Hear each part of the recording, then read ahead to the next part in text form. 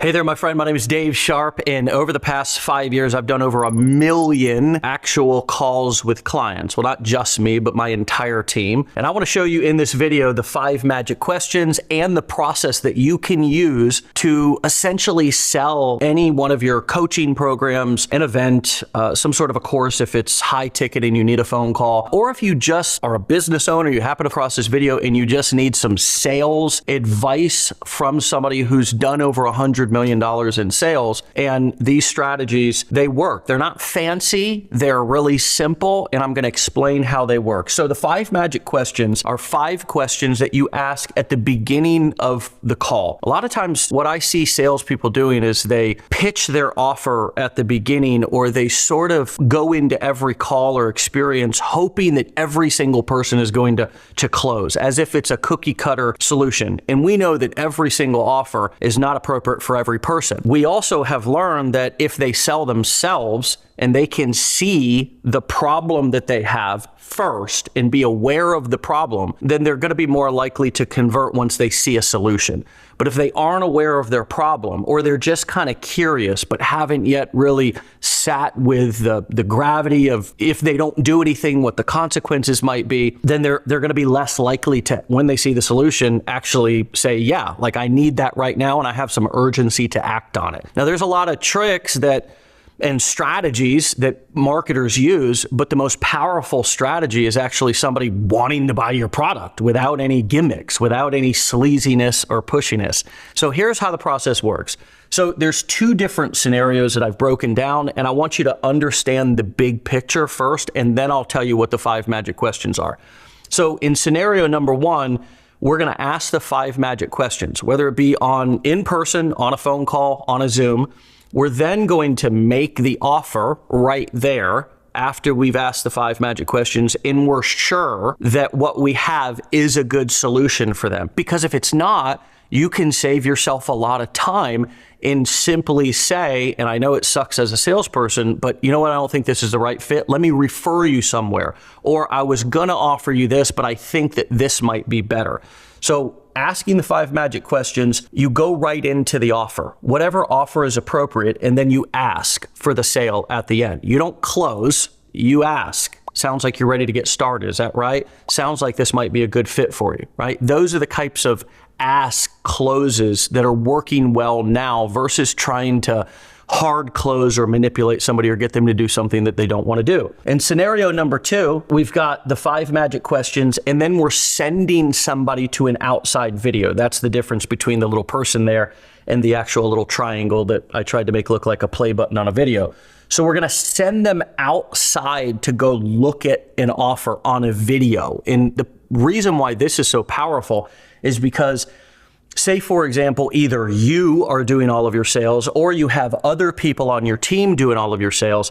If they're making the offer every day over and over again, there's a possibility that that offer is going to be presented in not the same way every time. Maybe somebody gets up one day, if you're doing your own sales and you're sick, you don't feel your best, your head's not in the game, whatever is going on with you, you're not going to deliver it the same way every time. Now, that doesn't mean that this shouldn't be a good viable option, because this is the way to move into a 1-call close. This over here is how to do a 2-call close, right? So you're going to ask the 5 magic questions. You're going to say, hey, this sounds like what we have sounds like something that can help you. I want to send you a video so you can look at exactly how this works. And then I want to talk to you tomorrow at noon. And you set that appointment. This is very important.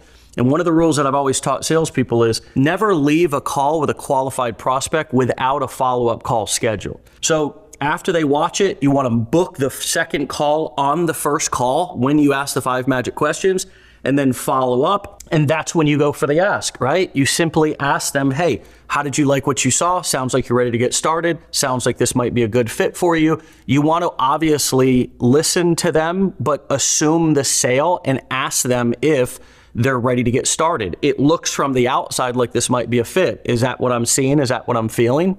So let's get into the 5 magic questions. All right, so the first question is, what's your vision? Pretty simple, just trying to get an idea. A lot of salespeople go into calls and start, small chat, talk about the weather, try to make some sort of connection.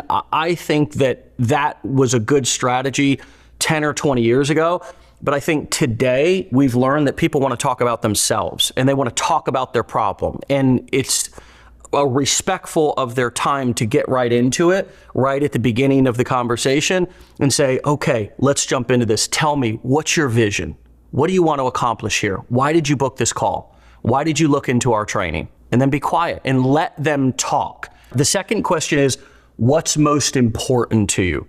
And for context, what's most important to you about this training, about solving this problem? And what you're looking for here is you're looking for them to give you information about what, for example, they're looking for in a coaching program, what they're looking for through a course, what they're looking for at an event.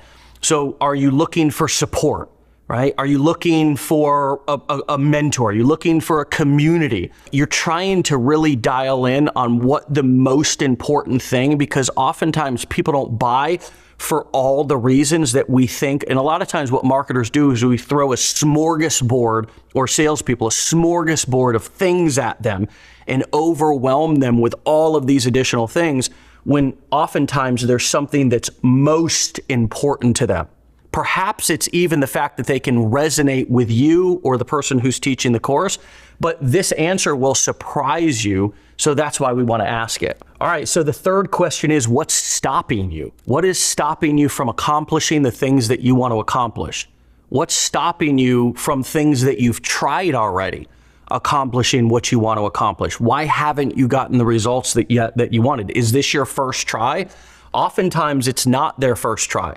I know that I've been teaching business, marketing, sales, mindset training for nearly 16 years. And oftentimes people have already tried multiple things. So let them tell you what that they think has stopped them or is stopping them. Here's another pro tip, that if you can get them, or if they volunteer that it's them that's stopping them, right? Then you've got more honesty and more rapport. And if they do offer that information, then you don't go into piling on top of them and trying to make them feel like you're better than them. That's an opportunity for you to identify with them and say, I totally get that. And thank you so much for being so honest and courageous with that answer. Not everybody's willing to take that much ownership. I really enjoy working with people who are as motivated and dedicated to change as you are. You're also now, by essentially relating and identifying and kind of getting into more of the personal stuff, which is what really matters, especially if somebody's buying a course or going through a coaching program. It usually is about them. So what I find is, between these two questions, a lot of times initially they will talk about things outside of themselves, but eventually they'll come back to themselves. And that's really the place. It's not that you're trying to back people into a corner, but the reality is that if they buy your course or their coaching program and all of the expectation is on you to deliver results, then they're going to have unrealistic expectations, or the coach's fault that they didn't succeed. We can get people to kind of turn inward and really realize that they played a part in basically everything that they've been involved in up until this point. Then we have a better chance to be able to have an honest conversation. Let's talk about question number 4. Question number 4 is, what's it costing you? Now, the fun thing about these questions is that you can ask them just as they are and just see what their answer is. Or if you need more specifics in your question, of course, you can add that. You test these questions. If they go, what do you mean? Then you know that you can refine them for your own particular niche. In this particular question, oftentimes what I'm looking for is to help them to do some sort of a math equation, right? If they want to start a business and they haven't started the business yet, how much do you think you could make in that business? How much are others that you see, not the most successful, not the least successful, but people kind of, in the middle of the road, how much are they making? So if somebody is missing out on $5,000 a month, that's $60,000 a year. So now your little $2,000 course or your $5,000 coaching program or whatever it is looks small in comparison to what they're actually missing out on. Now, how might this apply in another niche? Well, if you're in the parenting niche or the relationship niche, what is it costing you to not act on this? Well, maybe it'll cost you your marriage. Maybe it will cost you your relationship with your kids. You want them to come up with that answer the best that they can. If you need to lead them, if you need to give them some ideas based on other things that you've heard, you can always do that. But remember that these are questions that we're looking to get really honest answers. So it's really important that you deliver these with a bit of compassion and what I call carefrontation, not confrontation. Way too many people are confrontational.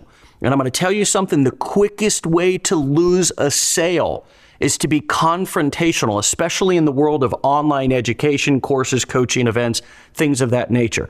If somebody needs, like if somebody's sitting there trying to get their social security check in, the person can be as mean as they want, right? Because the person sitting in line needs the money, right? But in a scenario to where there are other options that people could go and look at, and if they're coming to you for coaching or to buy a course on something that's a solution to a problem that they have, we want to make sure that we handle these questions and we deliver the prompts if we're kind of leading them with, well, how might it affect your relationship with your marriage if you don't do anything about this? Do you foresee in the future perhaps divorce, right? You can lay those things out in a carefrontational, compassionate way to the person that doesn't feel sleazy, that doesn't feel like you're trying to jam your thing down their throat. But instead, this 5 magic question process is supposed to be a discovery process for them to be able to kind of, you gently help them pull out the elephant in the middle of the room, stand it there, look at it and be like, this is a problem. I do need to do something about that. And remember that these 5 questions are being asked before you show the offer. So they're now going to go into seeing or hearing about the offer with their problem more on the forefront. Let's talk about the last question. Okay, the last question is, how committed are you to changing this? And you're looking for a 1 to 10 or a I'm very or kind of. You're trying to gauge where their commitment level is, but more importantly, you want them to hear out loud what their commitment level is. See, sales is actually not about you, it's about them realizing how bad they need it.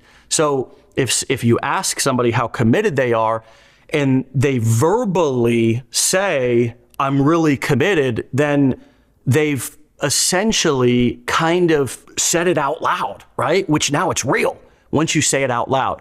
And a lot of people don't act on things that they need to act on because inside our heads sometimes things don't seem as bad.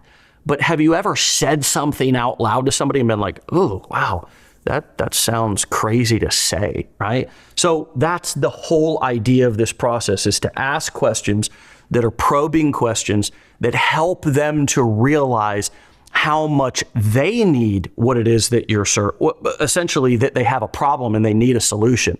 And then if your solution is the right fit and you put it in front of somebody after taking them through this process of essentially a little bit of self-discovery and a bit of honesty, and obviously if they do it, they answer, a lot of courage, a lot of affirmation, a lot of validation is important throughout this process.